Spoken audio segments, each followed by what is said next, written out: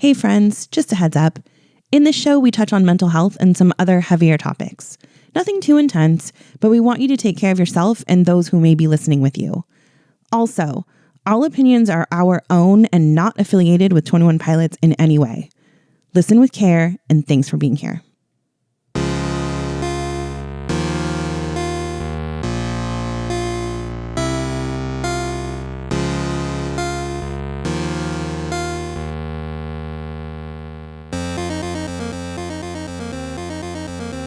Hey everyone, welcome back to the Clique Bait, Hello. a 21 Pilots podcast. Yes. Welcome to if you're new here, and if you're not, welcome back. If you are new, boy, you're in for a ride. Yes. And we're going to take our time. And if you are new, please go back and listen to the rest of them. Yeah, it might give you some context, and yeah. But basically, we're going to talk about 21 Pilots, our best good friends in our minds. Yeah. And go through some exciting stuff. But hey, the downloads are kicking it. Doing great. Yeah. Can we get a follower update on our socials? Do you know off the top of your head? I don't. We have surpassed 150 on Instagram. Ooh, influencer, man. You know what? Yes, it sounds like a really low number, but I don't know any of these people. Yeah. I don't know 150 people in my life. I know. That's what's exciting. So you get strangers are finding my stuff interesting, our stuff interesting. Yeah. That it's your stuff. It's fine. That's exciting to me. And then we are almost at 350 on TikTok. Wow. Which I'm learning as I'm, researching this TikTok situation because, I'm not old, but I'm older. Yeah. And so, social media wasn't huge when we were of the age. Right. So as I'm learning, apparently there's this purgatory that you get stuck in between 300 and 500 followers where you get shot up really quickly and then you just kind of fizzle out a little bit until something happens and then you... Like when you're doing weight loss? Sure. Yeah. But anyway, something happens and then you surpass it and then you start going crazy again. Okay. I think we're in that little plateau. Well, if anyone's listening out there and you haven't told your friends all about Clique Bait, the 21 Pilots podcast, I think you need to tell your friends so we can get over that threshold. Absolutely. And you're not as impressed about the downloads as I am. I am. I'm very impressed. But I'm with you that we didn't put this out to our personal network. Nothing. No. Family and friends, nothing. These are all strangers listening to us all around the world. Pretty cool. Yes. All right. Should we get into things? Let's do it. All right. Starting off, we have a new mini segment called the Department of Corrections. Okay. And the reason why is because we, mostly me, get things wrong all the time. I think it was last episode I referenced levitating. Yes. Maybe I was thinking about Dua Lipa. I don't know, but... Yeah, I'm sure you were. I said levitating. The song is Levitate. Yes. Listen out there, fans. I know that. I just said levitating for some reason. I know the song's called Levitate. It's one of my favorites. Just a slip of the tongue. Sorry. Okay. Right. And we also said that I think it's Reistro. Reistro, we thought was a typo, and we said Residro, but it turns out it might be Reistro. Yeah.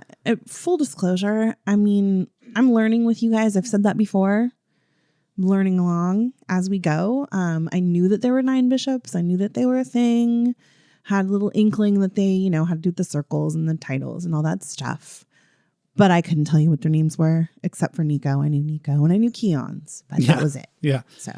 But I think that's it for the Department of Corrections this week. For now, we'll definitely have something new every week because let us know if there's something wrong. Screw up. My brain moves faster than my mouth sometimes, I think. And yeah. And then just one more note on all things wrong or whatever. It's summertime. The air conditioner's on. The kids are home. They're loud. So if you hear weird noises in the podcast, we're sorry. Yeah. Deal with it. We have dogs and chickens and chinchillas and all kinds of menagerie of things here. So. As Tyler once said, it's whatever.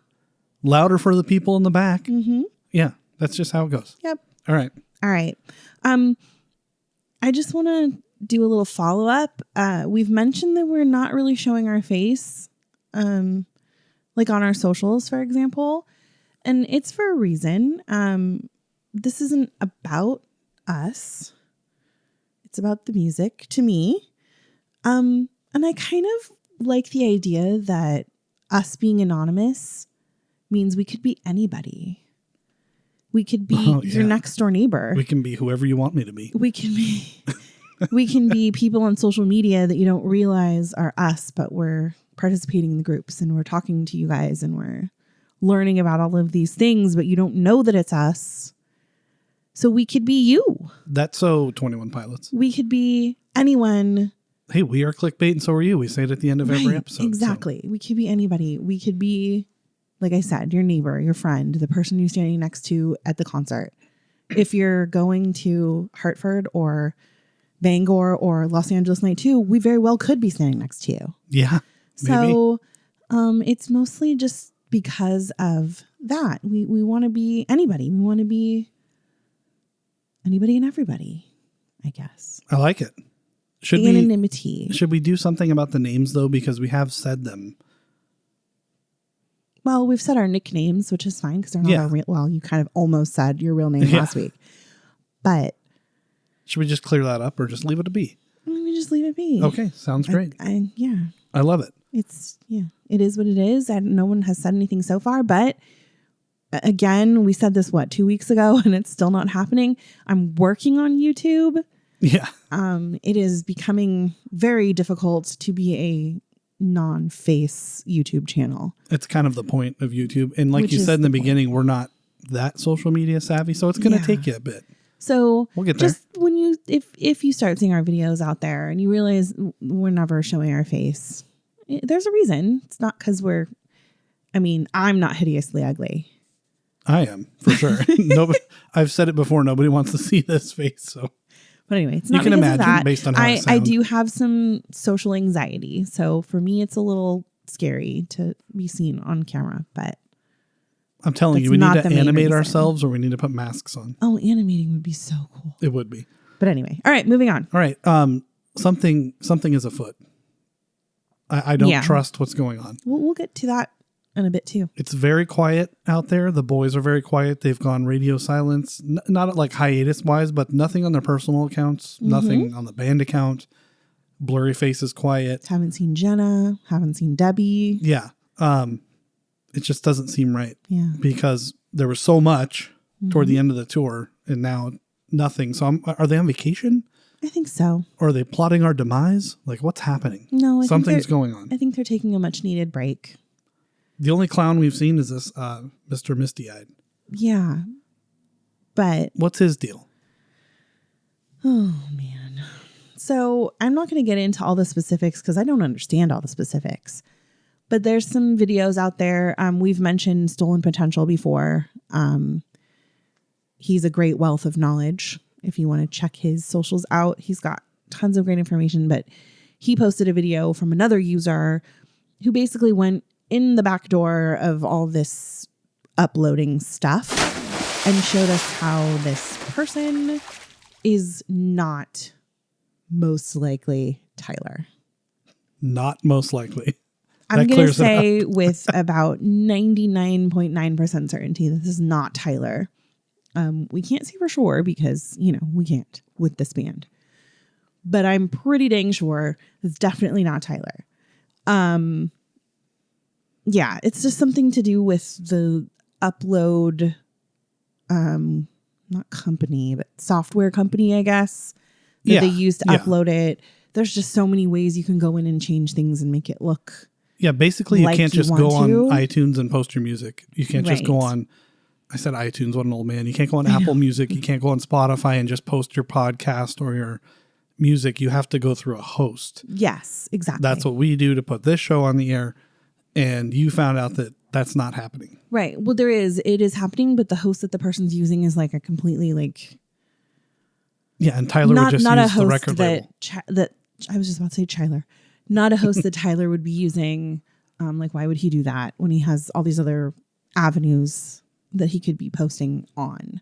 Yeah. It's stuff like that. So there was a bunch of stuff. I urge you, go to Stolen Potential, look at the latest videos that he's posted from this other user.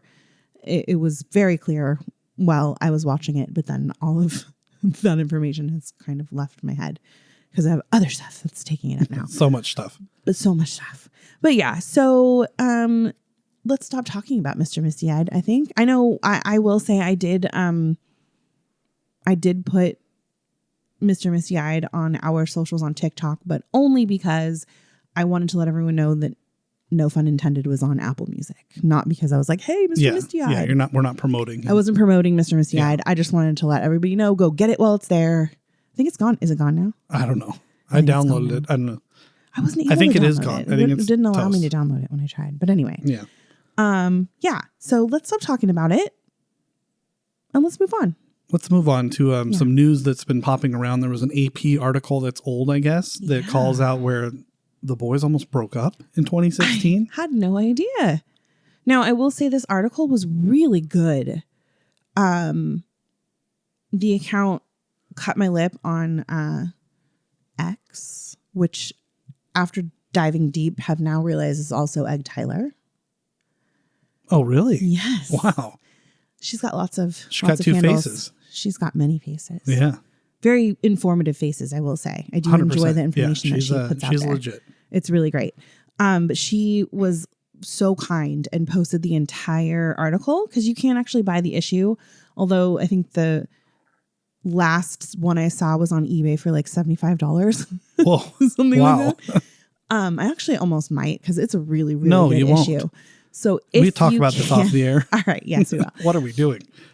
If you get the chance, look it up. It's article 362, I believe, of it's AP magazine, but what's the AP stand for? I don't remember now. Associated Alternative Press. No, Alternative Press.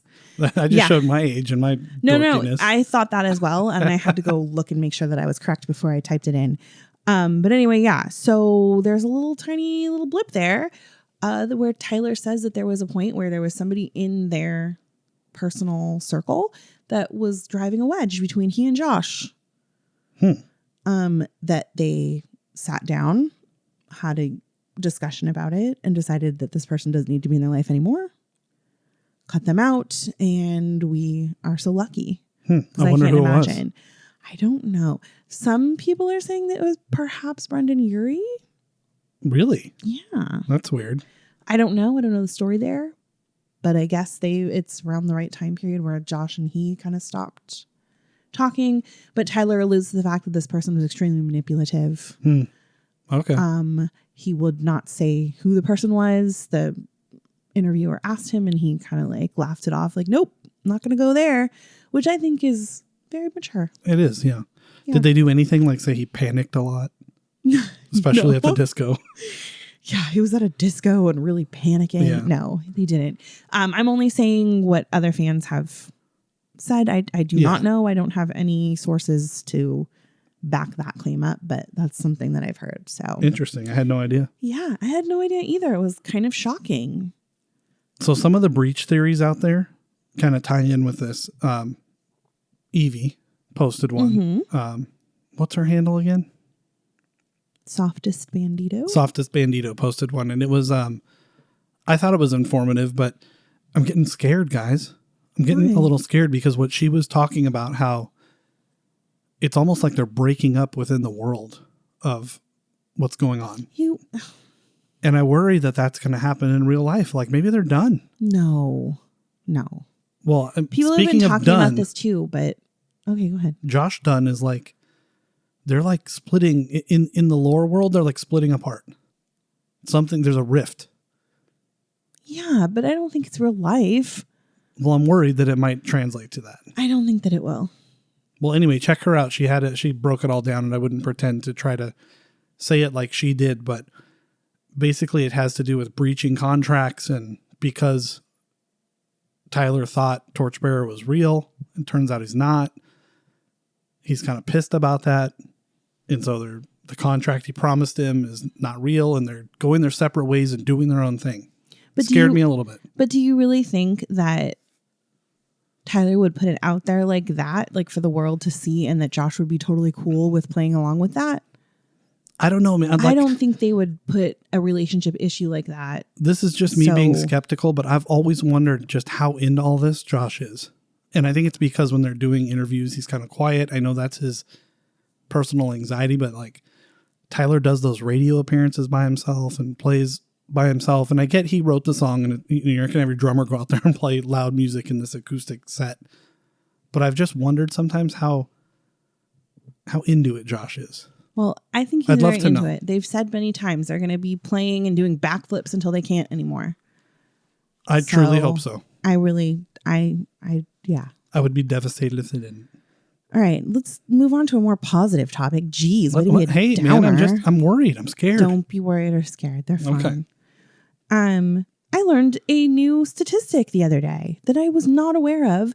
That this is one of those things. You know, how people are like, I don't know if you've noticed, but on Facebook when they'd post like, especially lately because Blurryface's 10th anniversary, you know, rock magazines will post like, oh, congratulations to Blurryface on 10 years or whatever. Yeah. And people will post underneath it like 21 Pilots, like I thought they were gone. Yeah. Or they'd make stupid comments like, oh yeah, well nobody's liked them for 10 years or whatever. And we're all here like, hey guys, like they're actually really cool. Did you know? Well, real quick, did you know that 75% of all statistics are made up? Well, these are actual real statistics. Nice try though. I just wanted to hit it for myself one time. Anyway. Did you know that they were the first band to see every one of their tracks certified by the Recording Industry Association of America? I did not know that. Blurryface. So that means to be certified, you have to have every song go gold or more. And what is gold? Is that like 100 million or something? No, because platinum is 500,000, I thought. Oh, really? Sales. I don't remember. I'd have to go back and look. That seems low. Maybe that's gold. I don't know. The point is, we're almost gold with this podcast then. Come on. Anyway. It's got to be a little more than that. Anyway, the point is, they're the first band to have a record with every track do that. That's unbelievable that people don't recognize that. Right? Or some people don't know who they are. Now, hold on. What is going on? Not only that, so they achieved that with Blurryface, okay? Yeah. Not only that, they are the first band to have 2 albums go fully certified. Every one of the songs on the album has hit gold or above, and that is with Vessel. Listen, we've said that we were very busy in 2015 with our kids and whatever, and not in the fan base, but I knew who they were. Like if somebody came and said 21 Pilots, I'd be like, oh yeah, I know them. So are you ready for this though? It's so weird. You ready for this statistic? I'm so ready. There's only one other person that is higher than them with 3 albums that are certified, and that's Katy Perry. Sorry. Really? Yeah. Wow. That's it. They made literal record history. And nobody talks about this. I know. And they have a hard time selling out Bangor, Maine. This is legit I don't get history. it. I don't get it. It's insane. Like they'll definitely be in the Rock and Roll Hall of Fame. Before you start freaking out, and everybody out there, because I kind of freaked out too, because I'm like, no, this can't be true. Please remember what I'm saying. It's not their album that went platinum, gold, whatever. It's every song on the album. Which would mean the album did too, though, right? Yeah, there's tons of, there's tons of people out there. I think that Blurryface has gone platinum like, I don't know, a ridiculous amount of times. Yeah. There's people out there that have every single album they've ever had go, like Taylor Swift, for example. Right, but not every song. And yes, she's got, actually, I believe there's maybe 2 albums in there that haven't yet. Well, that's what I'm saying. It's not every song on the album that has done that. So that's why they're so special. Yeah. Amazing. I don't know why we're not talking about this. Why are we not talking about this? I don't know. People are dumb. Yeah, people are dumb. Okay. I want to get into something here because you've talked about it being quiet, right? Yeah. I totally agree with you. We are in for something. And I think that the thing we're in for is going to be another single coming. I heard something about this. Any day now, maybe? I feel like it might be any day. So I'm going to go through these statistics with you that I found on Instagram recently. Just really fast. Okay. I love this. So these are album single statistics. Okay. So we've got Vessel had 5 singles. Okay. Okay. Holding On to You, House of Gold, Car Radio, Fake You Out, and Guns for Hands. Okay. Then we had Blurryface having 6 singles. We had Heavy Dirty Soul, which was released after. So this was not a pre-release. We had Stressed Out, Ride, Fairly Local, Tear in My Heart, and Lane Boy. Okay. The first single, Fairly Local, was released with the announcement of the album on March 17th. Then we had 2 released in April, Tear in My Heart and Stressed Out. Then we had Lane Boy just about 2 weeks before. And then Ride was 5 days before. Hey, real quick, can I jump in here? Sure. I remember Stressed Out and Ride on the radio. Mm-hmm. The rest of these I didn't know. I never heard them one time. Yeah. And I realized during the Clancy tour that Tear in My Heart must have been mainstream popular because people in the building that don't know them knew that song. Well, people and during Jingle Jingle Ball Ball knew it. Mm-hmm. So it was like the little kids were eye-opening to singing me. it. I was like, okay, this must be. Yeah, I had no idea. Now let me clarify what a single means because I was very confused when I was doing this research at first. Okay. Because I'm thinking like, how can it be a single but also be on the album, or how can it be a single and then be released after the album was already released? Like, it didn't make any sense to me. So clarification is, yes, back in like the older days, you would actually get a vinyl press of like 2 or 3 songs that were not included on the album or that could be included later, but were meant like as promotion. Okay. When you say the good old days, are we talking like the Beatles or back in 2015? Well, when vinyl was popular. Okay. Like, I don't think CDs, they ever put out CDs with like, well, I guess they maybe did. I don't think so. No, because I think I have a few CDs that are like just a couple songs that are like in a little paper sleeve. Oh, really? Like an EP? Yeah, like just a little tiny one. Interesting. Anyway, now in this day and age with digital downloads and things like that, what we are saying a single is something that is meant to specifically promote the record or to prolong its popularity, to keep it like in the mainstream media, if that makes sense. So when we say something like Heavy Dirty Soul, for example, it was released way after the album was released, but what was released was the music video. And that's what prolonged the popularity of that song. Does that make sense? Like, we got something fresh and new. We got a music video for it. Yeah, and I just want to touch on real quick. I don't mean to derail you here. It's fine. But I just looked. Remember what I said last week, that I'm feeling like the contract's not on the album? Mm-hmm. If you go to the single in Apple Music, it doesn't say anything about Breach anywhere. It says 21 Pilots, the contract single, nothing about Breach. And you're saying that the single says it's promoting the album. What are we promoting here? We'll get into it. Okay. All right. All right. So Trench. Trench was our next one. It has 6 singles. Jumpsuit, Levitate, My Blood, Chlorine, which was released as a music video after the album, The Hype, the same thing, and then Nico and the Niners. So Jumpsuit and Nico and the Niners were released July 11th of 2018, Levitate August 8th, and My Blood August 27th. So that's almost 40 days before the album release, which was on October 8th, 2018. Then we get Chlorine that January. And then we didn't get the Hype until the next July of 2019. So it was like just prolonging that. And excitement. I was fully into Apple Music at this point as a user. And I remember Jumpsuit and Nico and the Niners coming out because I added them because I knew who 21 Pilots was. And you know what? It's so funny you said that because I remember being in your car and I think like Jumpsuit came on and I was like, what is this? Yeah. And you were like, oh, it's this new song and I liked it. So I just downloaded the whole thing or something. Yeah, that's what I do. What? And I remember being so confused about it. Yeah. Anyway. All right. Then we get Scaled and Icy. We only have 4, which I think tracks because it's the shortest. Isn't it the shortest of the albums? I think it is, right? I don't remember, but it's also during COVID times and whatever. Right. It's COVID. Yeah. So we only get 4 singles on this one. We get Choker. We get Shy Away. Outside is released after the album, and then we also get Saturday.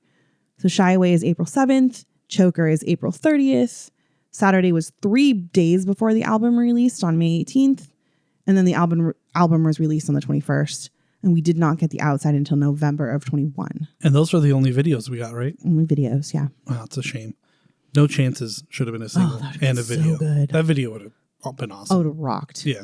All right, now let's get into Clancy. Clancy has 5 singles. Overcompensate, Next Semester, Backslide, Routines in the Night, which became a single with the, what's it called? The release of the live. Yes. Okay. And then the Craving single version. So Overcompensate came out February 29th. Next, we got Next Semester, March 27th. We got Backslide, April 25th. We got the Craving 2 days before on May 22nd. And then the album was on May 24th. Okay.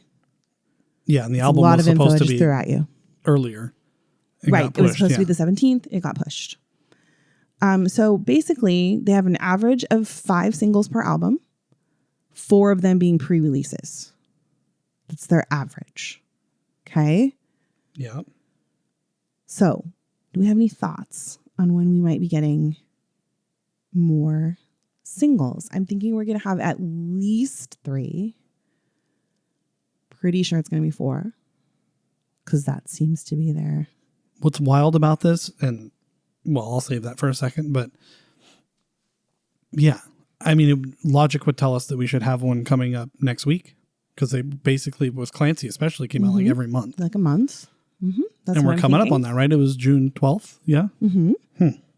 That's what I'm thinking. I'm thinking we're going to start getting little social media things popping up here and there, something strange happening kind of thing.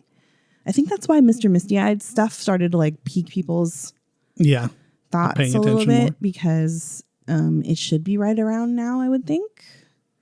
It's a holiday weekend, so maybe they're taking time off until Blurryface needs to have his hot dogs and chill as well. So maybe he was out there celebrating. Right, maybe. Yeah. But yeah, so we have 3 months. I'd say probably 3 songs, right? I at least predict that we're going to get one around September 2nd.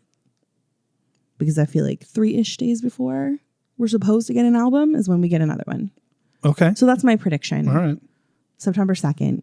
Because we're feeling it's not been announced yet, but based on pre-sales and things, sounds like September 5th is when things are going to start shipping. So, yeah.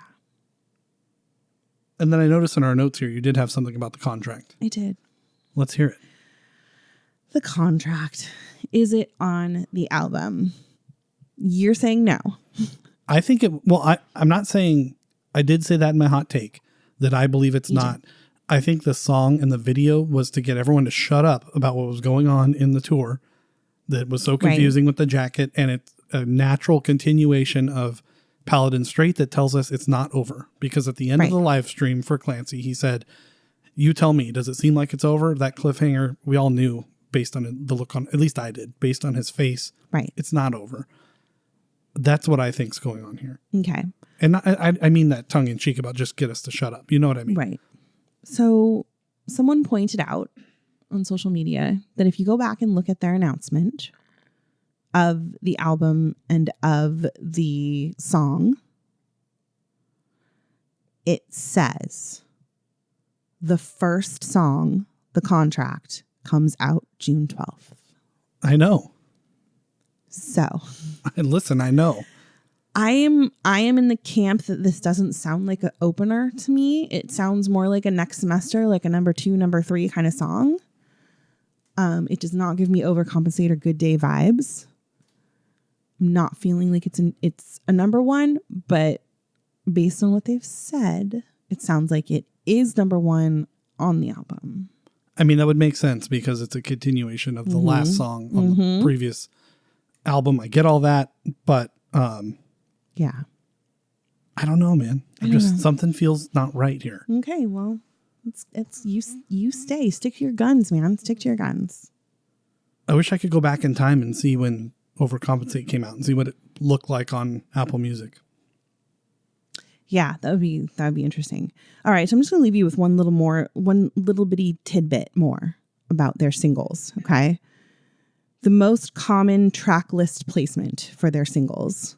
They have had 5 of their singles at number 2 on the track list. 4 of their singles have been number 4 on the track list. They have had 3 of their singles as the first song, and then 3 of them have been the third song. It's kind of interesting. It is. Yeah. that makes me feel like I said, the contract sounds more like a number 2, number 3 song. Most of their singles are number 2. They have 5 of them at number 2. So yeah, I don't know. It's weird. Well, let me pose this to you then. What do you think this tour is going to be like? I think Clancy tour was way more visual lore heavy than anyone thought it would be. Yeah. It was basically helping tell the story, and I don't think their tours have really done that in the past. I mean, at least I don't know if I wasn't paying attention during Takeover Tour and Icy Tour, but it didn't seem like lore was playing out in front of us. Right. This is familiar stuff that we knew, we'd seen before. If indeed that this is the first song of the album, and let's just say it's an opener, even though it doesn't feel like it, we're jumping both feet right into lore. Right. So is this tour going to be almost like a musical with the lore coming to life in front of us? Or is it just going to be like Icy Tour, which I like to call Takeover Tour like 2, because it was basically the same show? Sure. What do you think? My dream would be for it to be a celebration and an end of the lore. That would be my dream. Will it be like that? I don't know, because there's so many little pieces to their show that I think if it wasn't there, people would be really sad. Yeah. Like Trees, for example. Right. Not lore related, but you got to end it with Trees. You got to play Stressed Out. The casual fan Stressed wants Out. that. Car radio. Got to have the fun little Tyler standing on something tall, right? Yeah. Yeah. Not part of the lore, but part of the show. I don't know. Yeah, I'm just really torn on this because I would love for know. it to be like, let's play the songs in the lore in order for everyone to see the whole story. I think that would be so cool. And it would be a really great way to just say goodbye. Well, my knowledge of music and the biz tells me, unfortunately, it's going to be like Icy Tour to me with some new stuff sprinkled in, because we may think that they just threw together the Clancy Tour. They were working on this for years. Who says they threw? Well, I mean, the casual fan might just think like, oh, they put together their tour and here they are. They were working on the album and everything for years behind the scenes, keeping it quiet. They were obviously worked on the music behind the scenes for this album, but the show, there's a lot of programming and everything else that goes on. Unless they're hard at work right now recording the stems and everything else, I think a lot of it's going to be rinse and repeat, which is fine because the Clancy Tour was awesome, but it's not going to be completely new. Okay. Which tells me it's going to have an Icy Tour feel. That's just my thoughts. Well, we shall see in just, I don't know when it's supposed to start, but we personally will see in 87 days. Sure. The countdown has started. All right. The countdown was like 78 last time I looked. Something like that. I don't even know. Until it starts 76 maybe. All right. Let's move on to TOP fans doing amazing things. Let's do it. I'm going to talk about Johnny Herbert today. Is this the wedding song guy? Yeah. Thanks for burying my lead. Well, I don't know. Yes. Because I thought he plays keys and ukulele. He does, but I thought that was the handle. Anyway, okay, I'm sorry. It's okay. My bad. Do you want to start over and I can cut this out? No, I don't. But he's the reason that we will be getting married again soon. Okay. Because what he does. Another thing I didn't know. Yes. Because what he does is he takes the songs and he makes them a beautiful wedding entrance song. And I love them. A few of them have brought tears to my eyes thinking about like this gorgeous bride just like coming out. Gorgeous bride, you mean yourself? No. With me standing there with my red tape on? Whatever. With your red tape. And my mask? No. Oh, you mean if we get married again, it won't be 21 Pilots themed? No. I'll tell you what, if you pay $75 for an article, there will be no second marriage.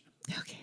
At least to me. Well, no, it's an actual magazine that the article's in. They're on the cover and everything. Okay. Anyway. Getting better. So anyway, he takes their songs and he turns it into like a piano song that sounds very wedding-like. He's done songs like Tear in My Heart, Routines in the Night. He's done Holding On to You, which is the one I would pick, by the way. I would pick like Jumpsuit or something. I think he's done something like that. I know, that's the beauty of him. He takes all the songs. I know. So just recently he did The Contract. I got to play it real quick. Hold on. So it says, guests wait patiently. I don't know if you can hear it. I hear it fine.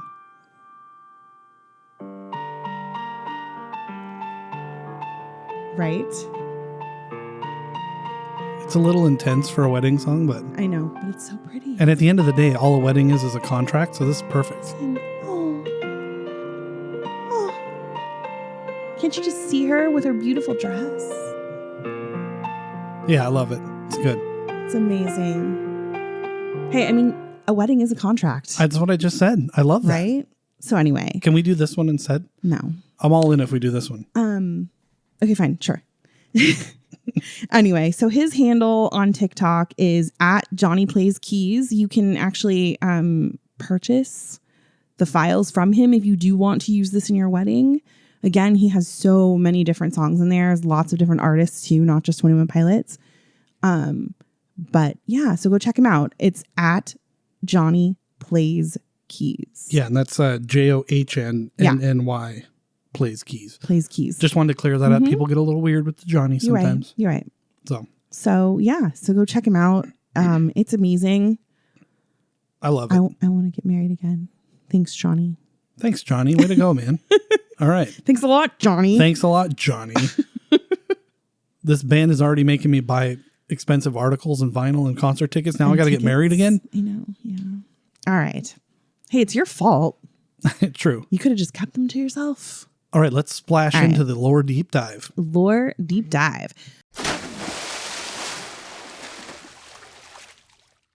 So last week we did Trench and Dima. This week we're going to dive into the bishops. Head first. Head first, man. And let me tell you, when I say head first, I went into a huge rabbit hole. So much of a rabbit hole, we're not going to cover all of them, right? Thank you again for, this is called broadcasting. You keep this is what cutting we do. off my cliffhangers that I want to do. I'm sorry. Okay. Sorry. Cutting my legs off, man. I'm sorry. And they're already short. They're already very short. All right. No, we will not be doing all 9 bishops today because, yes, the rabbit hole that I went down was insanely crazy. And I just didn't possibly have any time to do all 9. Yeah. So I'm going to start. Well, first of all, let's talk about the bishops for a second. Just really quickly. The 9 bishops are also known as Nico and the Niners. They rule the city of Dima, as we've talked about. They lead the religion of vialism, which promotes suicide as the only path to paradise. So that's their goal, is to get all the citizens of Dima to do this. Okay? Yeah. And they do that because they want to take over their... Yes. Correct. Okay. Mm-hmm. They want to control them. Okay? Yeah. Each bishop. Wow. Bishop. Each. Wow, that is really hard to say. Okay, it's a ch and a sh. It makes it really difficult. I got you. Thank you. Bishop. These people, okay, they all rule like an area of Dima, right? We've already talked about this. They each have a little tower that's in the center of the city. Does that make sense? Yeah, they have their own jurisdiction. All right. And then, of course, each one of them has their own little corresponding residents that go with the little towers. Yeah, Okay? of course. All right. Yeah. I make Dima sound so cute. They're like the RA in your dorm. Sure. Yeah. Absolutely. With a bunch of people that want to kill themselves. Really scary and wearing hoods and crazy masks. Depends on what college you went to, but yeah. Anyway. No. Okay, fine. All right. So each of the 9 represents a type of insecurity that is each represented in a song in the album Blurry Face. Yes. Okay? Mm-hmm. So let's discuss them. I'm going to start obviously with Nico. He's the most well-known, the one we know the most about, right? He is Blurry Face. He is indeed Blurry Face. And fun fact, he has no French clothes. That's an inside joke. But now you have to explain it, though. You can't just say that. So explain it, please. All right. So what song is it? Nico and the Niners. In Nico and the Niners, he says, he's always tried to stop me, that Nicolas Bourbaki. He's got no friends close. Those who know him most call him Nico. Right. Our daughter, sweet little daughter, says, Dad, it's not no friends close. He's got no French clothes. And I'm like, I'm not good with lyrics, so I immediately go look it up. And I'm like, pretty sure it's not French clothes. I was right. But then I'm like, well, you're onto something because of what you're going to say here in a minute. Sure. All right. Maybe it was no French clothes. Maybe it was. I don't know. Either way, it works both ways, whatever you want to say. Sure. All right. Anyway, so yes, he is Blurryface. He's represented in the song Stressed Out, and then later in Nico and the Niners, where it literally just says his name. Okay. Yeah. Because he's the core personality and the highest among all of the bishops, he represents general anxiety, general insecurity, and fear. Okay. Man, if you're in the military, that would be the worst general to have. General anxiety. Yeah. He's the most cruel of all of the bishops as well. And he's also known as Nicolas Bourbaki, which I'm going to dive into for a moment. Let's go. Let's talk about Nicolas Bourbaki, shall we? Yeah.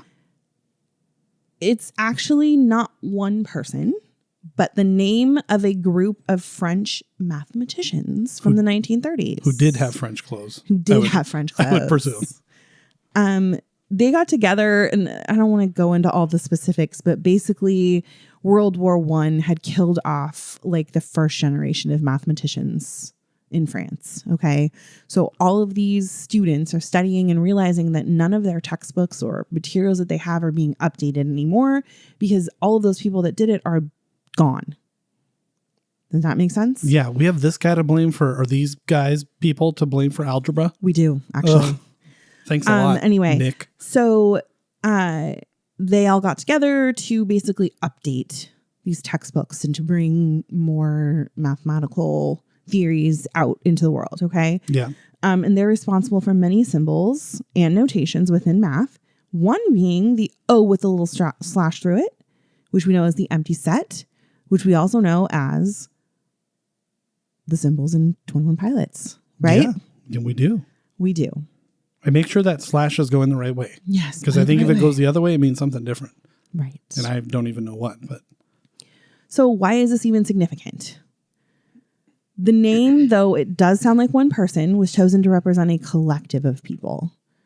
Just like anxiety and insecurity represents a collection of several types of doubts and fears. Mathematics, like why math? I hate math. Why would we pick math? Mathematics are like systematic. They're rigid. You cannot interpret them. It is what it is. It's all the reasons I hate it. Right. All the reasons we don't like it.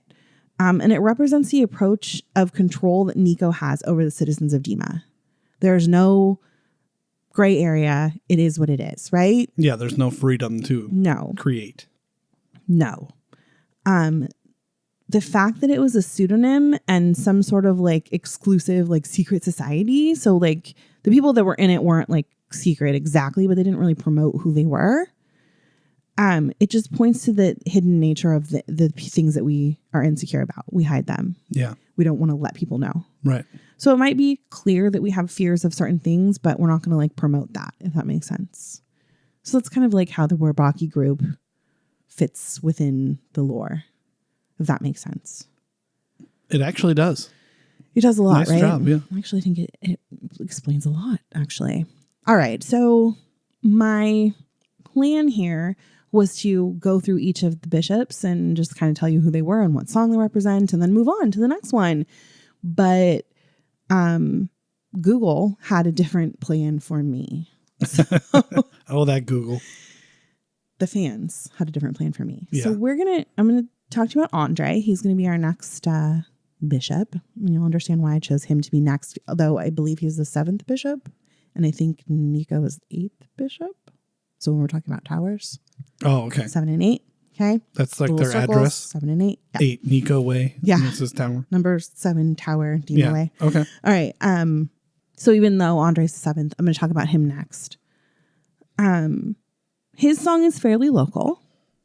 And his name is in the lyrics when we say and repeat yesterday's dance. So it's the A-N-D and R-E and repeat. Does that make sense? It does. Okay. Yeah. And his specific anxiety that he represents is vulnerability. And when I say vulnerability, I mean vulnerability of emotional vulnerability, like wanting to be vulnerable in front of other people. Does that make sense? Mm-hmm. It's Tyler's fear of showing his feelings to his fans or being too emotional. And it's said that Andre is the bishop that's driving the car in Heavy Dirty Soul, which makes sense because apparently his job within Dima is to transport prisoners and find and bring back the escapees. Oh, that does make a lot of sense. So apparently that's his job. Okay. And so is he bringing him back then, or is he? Isn't the story go that Tyler or Clancy, well, didn't seize them, but somehow convinced them to take him out outside of the walls? Who? The bishops? Yeah, whoever's driving him. Andre. No, I don't know. Do I have that wrong? I'm not sure. No, I'm just wondering if I don't Andre's... think we ever find out how. I think he just escaped. Is it from? Does it go from?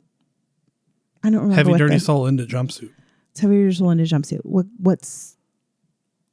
Anyway, we does can do Heavy this Dirty another Soul time, come in from something else, or is that the first one? I think that's the first one. Yeah, so we don't know how he gets to the car. He's just out. He escaped. Yeah, I was just wondering if Andre was had to sign up. Clancy, this way. I'm your driver. No. Or if he's in fact bringing him back to Dima. That's what that whole driving sequence is. But, I think that's what it is. All right, anyway. But this isn't his job within Dima is not the only thing that makes him interesting to me. Let's talk about Andre. I think it's Veal, but it looks like Wheel. Okay.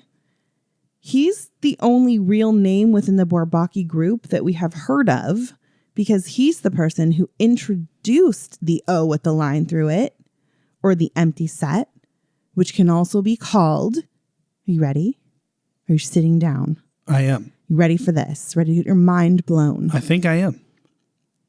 It can also be called an empty vessel. What? No way. Yes. Yes way.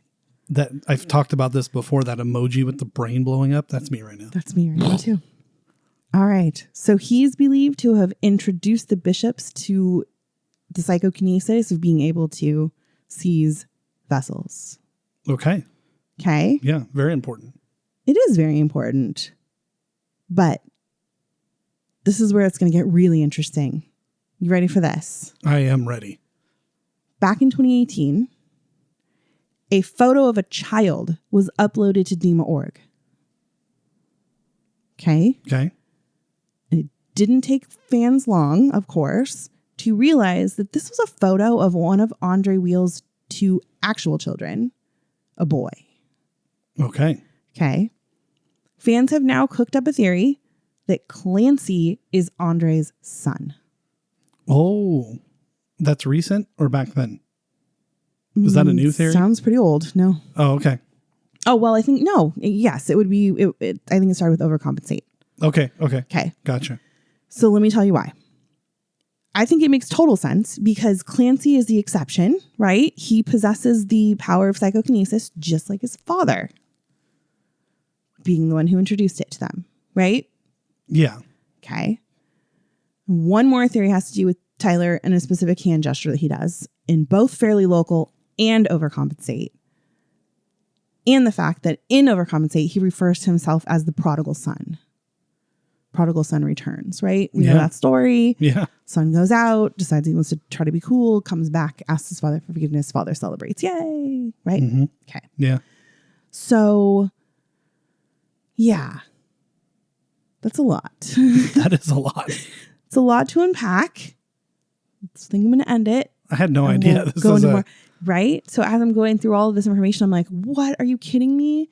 Another thing that people have mentioned about that I want to take a second to mention about the O with the slash through it that we've talked about, the empty set symbol. I can't find any information on how this pertains to it, but people are also calling it breaking the cycle in half.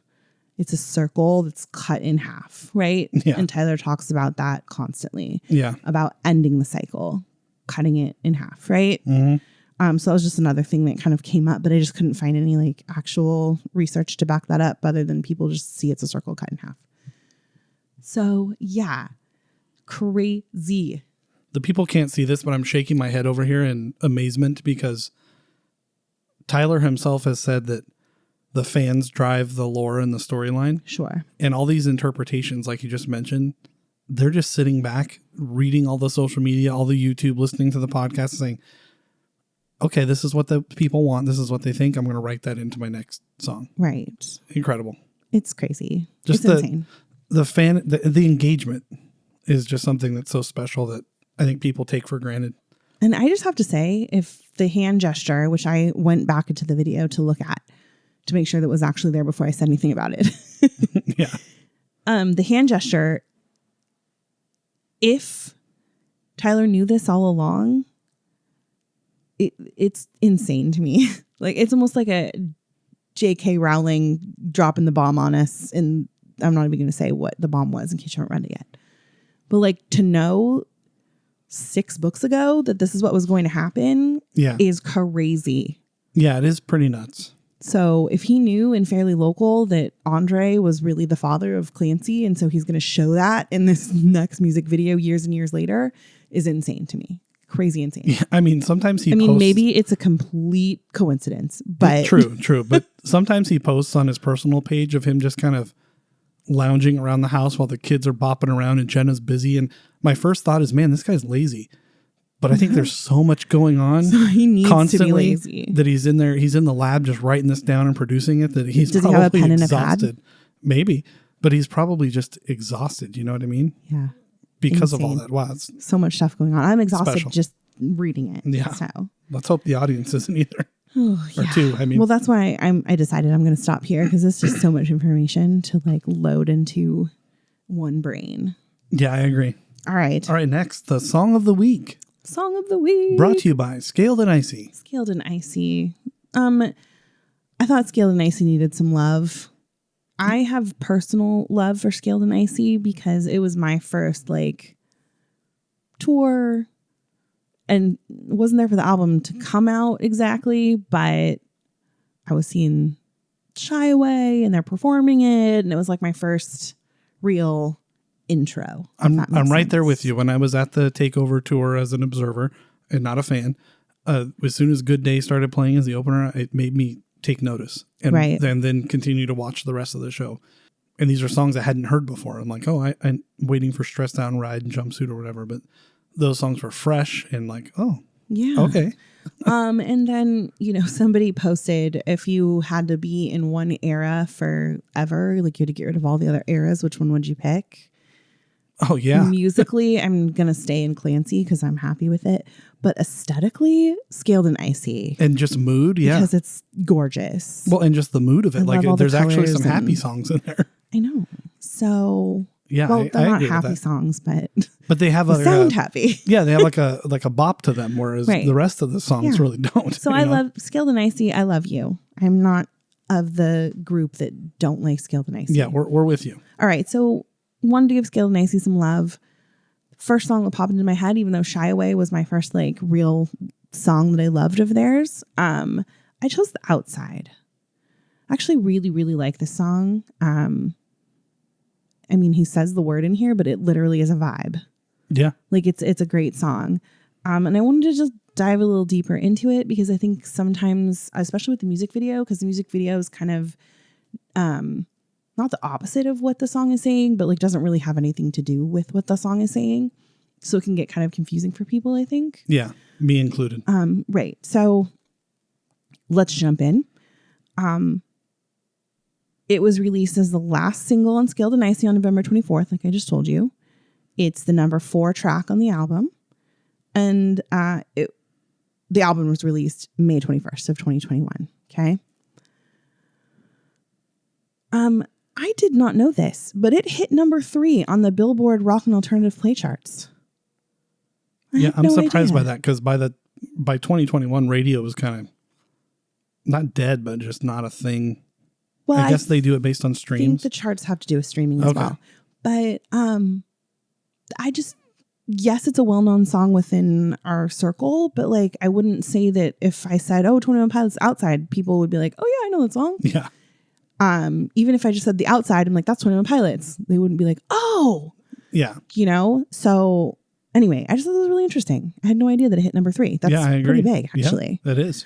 So let's talk about the song.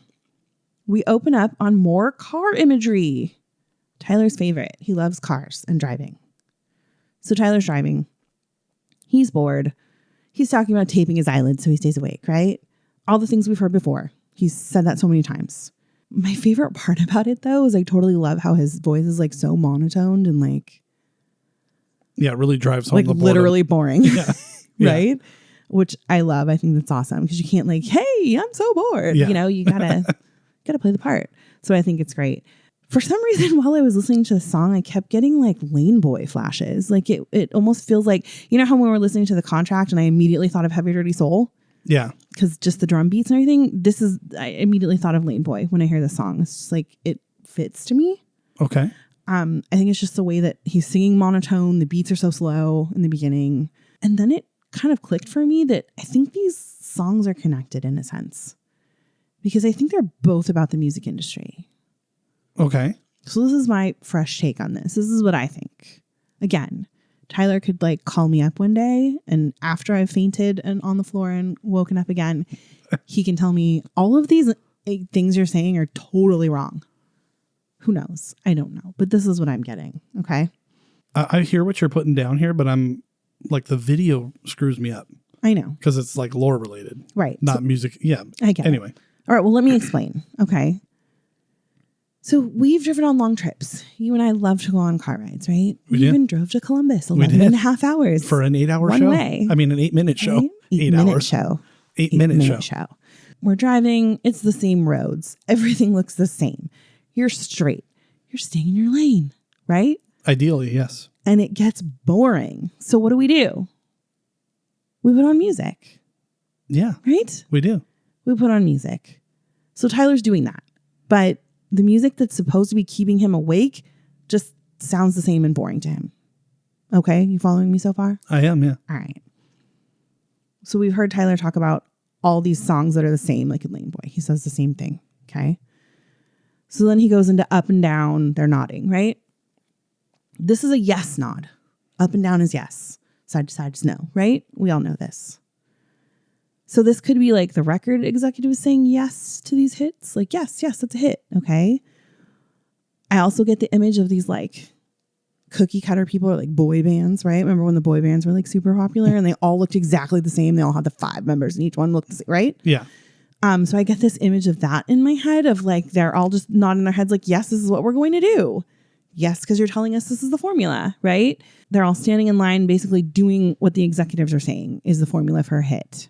Okay. Maybe these artists are doing the cliche thing that we hear about, you know, all this like drinking and drugs and all the songs are about, oh, we're so cool with all this stuff, right? But they appear perfect. Right. And the song appears perfect. Yes. And we're not supposed to trust that. Yeah, exactly. But they're doing all these things to just like be in the club, so to speak. Right. In the I've made a hit club. Yeah. Okay. He says kids will try to take his vibes, meaning the younger generation are going to try to emulate him. And sure, yeah, he's in the club in a sense because he has hits. But what he's saying is he on the outside? Is my music and what I'm doing different enough? Yeah, that real quick, I saw a TikTok of like Benson Boone dabbing them up and being like, "Oh, you guys killed it during Jingle Ball." And it's like, did you really mean that, or are you just saying that? Oh no, I think he did. Are you respecting your elders here, or do you? He seems get genuine. it? Yeah, I mean, he would does say so. backflips, so but I hear maybe. what you're saying. Yeah, no, I see what you're saying. Okay, so let's pick apart the rap. So the rap comes in, right? What is that? The bridge? I don't know. So that would be. I have no idea. Yeah, I'm not really, hip to the music lingo so much, but so I feel like he's kind of talking about like their quick rise to fame here. He says he's a megalodon, this like huge dinosaur, right? That's big and powerful in like a little pond. yeah, Okay. He says meteoric rise in prehistoric times. He's talking about how quickly they rose to fame. And by being this big fish in this small pond, essentially because they were doing something that nobody else really was doing at the time.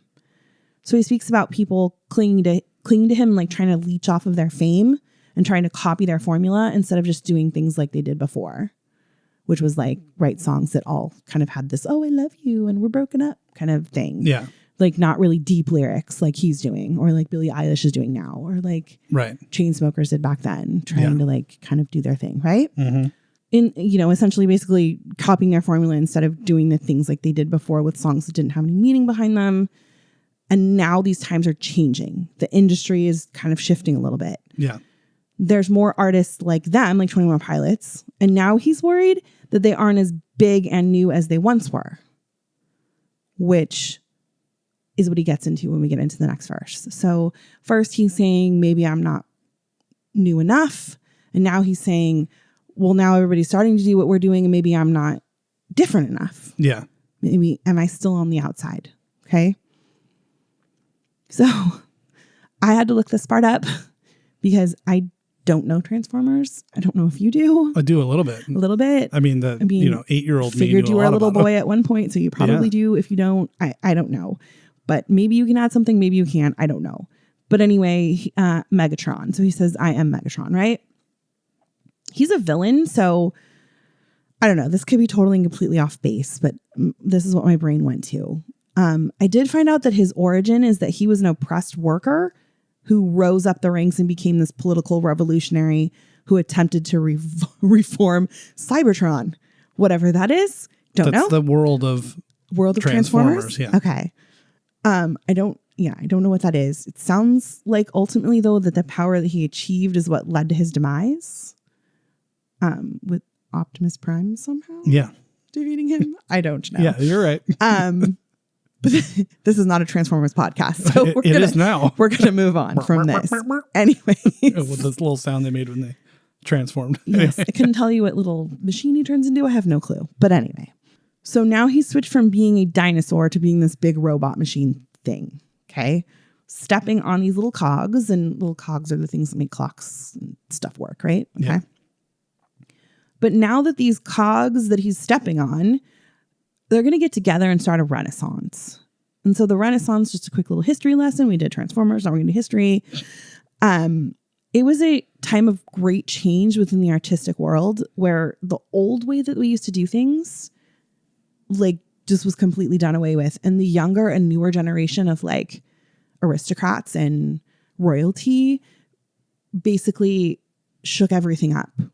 They wanted new artwork. They wanted new music. They wanted things to be done completely differently in religion. And basically every aspect of life was completely shaken up and turned on its head and changed into something completely different. And just to tie this all together in a pretty little bow, Leonardo did do a pretty famous painting of Optimus Prime. Pretty badass. Just check it out. Okay. Anyway. So that's basically what he's seeing happening in the music industry, but he says that he's on fumes. I am running, right? Yeah, he's tired. He's running on fumes. He's worried he's running out of power or he's running out of energy, meaning good ideas and innovative ways to present his music. He's worried that now that everyone's doing this, maybe my stuff isn't as innovative as it was before. So were the little cogs the other artists out there and they all formed together to create a renaissance to do what we used to do? Yes. Gotcha. We're all coming together to change music and to be something different. Got it. So we finally get to the outro. And now he's not asking if he's on the outside. He's telling us he is. He is happy to be outside. It might be hot. He says in the summer heat, right? It might be hot out there. It might be sticky and sweaty. But, you know, he's, like I said, he's standing in the street, okay? But he'd rather be there than inside the club with everyone else where everyone's the same and everything sounds the same. Have you ever been?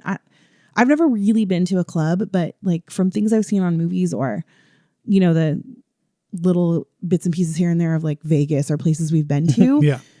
I can't tell when one song goes and the next one changes to another song. It's the same beats constantly. Yeah. You know I what mean, I like EDM music, so I get it. But right. But yeah, it is very repetitive, very much the same. Exactly. Sounds very much repetitive and the same.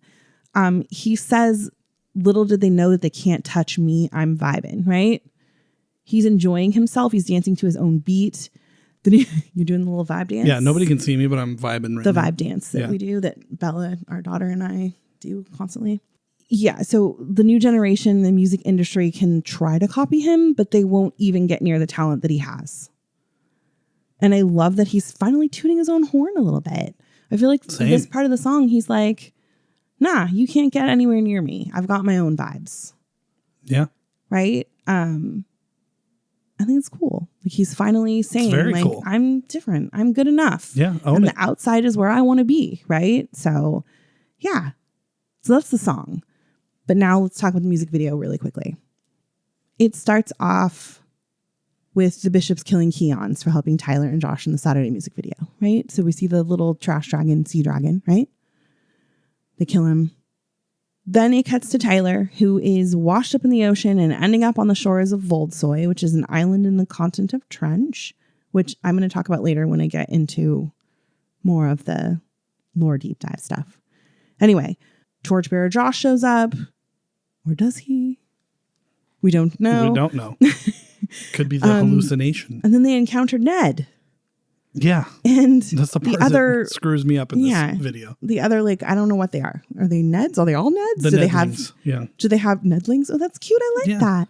I just wondered, are they like Nadina and Nedbert and Nedathy? Like, are they all Neds? I don't know. I don't know what they are. Or they have names like Sally and probably Seamus. Not Sally. That's one of the bishops, but that's true. I think that yes, they probably have their own names. And Ned is Ned. Ned is Ned. Okay, so I'm not sure, if, like I said, if they all have names or if they're all like Ned. I don't know. Who knows?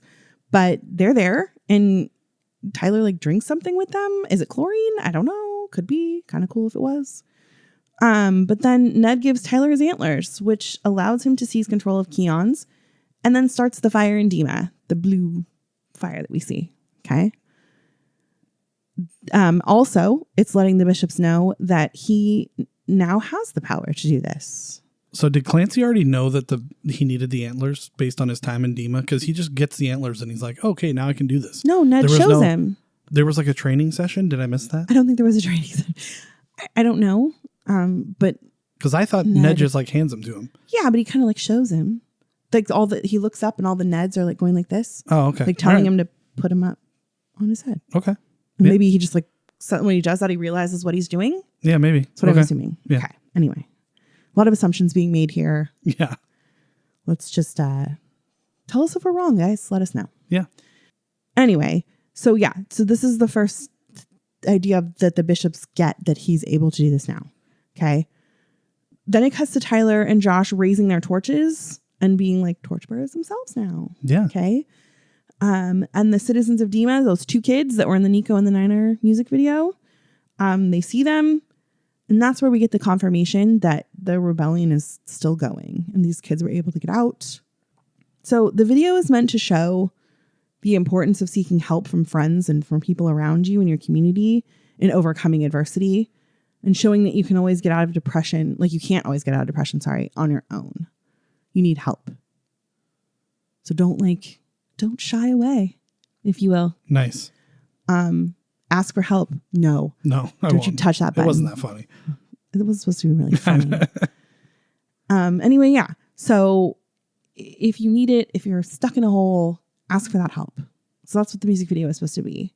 He gets help from so many people to help him get out of this cycle and realize his true potential, which is the seizing with the antlers. And then, of course, you didn't put this in the notes, but we pick up and overcompensate. Yes, we do. Mm-hmm. Josh doing all the work again, pulling the boat. Poor Josh. Like, who's actually pulling the boat since that version of Josh isn't real? Tyler pulling it himself? Touche. I don't know. I mean, in Chlorine, Josh is real because there's none of this lore mumbo jumbo, but there's Ned, but I don't know. I'm so confused. So confused. I love Ned. I've got multiple Ned-like tattoos now in the works. I don't get it though. I'd really love to know Ned's backstory. Maybe that's the next album cycle. The history of Ned. The history of Ned. Well, Ned stands for creativity, right? It's a neural something device. I don't remember what the E is. I don't either. But anyway, it's Tyler's creativity, right? Yeah. So, and it manifests in a fluffy little guy. Creativity helps him get out of depression. I love it. Do you love it? Helps a lot of people. I love how it all just ties up in these beautiful little bows. You know what? I just realized? What? This is what the Breach tour is going to be. It's going to be Tyler in a chair with a spotlight just explaining all of this. And Josh in the back going on his drums. Spoken word? Yeah. Josh will be playing like that military. Yeah. Like the Hall of Presidents or whatever. Yep, absolutely. One time in 2015. You heard it here first. It's going to be a one-act play. Oh, I love that. I'll go. I would go. Well, we are going. I would go multiple times to watch Tyler and Josh read and play the phone book. Yeah. All right. Well, I also like how that song says it's okay to be on the outside. You don't have to join everyone else. You don't have to be the same as everyone else. It's okay to be a little weird. Mm-hmm. Keep your bliss. Yeah. Yeah. All right. Well, that was good. There's a lot of good stuff in this episode. Interesting stuff. Yeah. Yeah. I can't wait to get into the rest of the bishops. I love how at the end of every episode we tell ourselves it was a good one. Well, didn't we just talk about how you got to build yourself up? I mean, you're right. We did. Listen, we're being creative by doing this, and I'm a whole lot less depressed and I'm than not I was depressed anymore. 9 episodes ago or whatever it is. So, hey, well, listen, you did a great job. Thanks, honey. What about me? You did a great job too. Oh, good. All right. Always. Yeah. And you guys are all doing a great job of listening and following and doing all the things on the social. Yes. Where can they find us again? Pretty much everywhere at clickbait_pod. Yes, you can. And thanks for listening. We'll see you again next week. Take care of yourselves. Be good to each other. Be good to yourself. Don't do anything dumb, man. Mm-mm. We made it through the 4th of July with all our fingers. Hopefully you did as well. Yes. And we're clickbait and so are you. Stay alive, friends.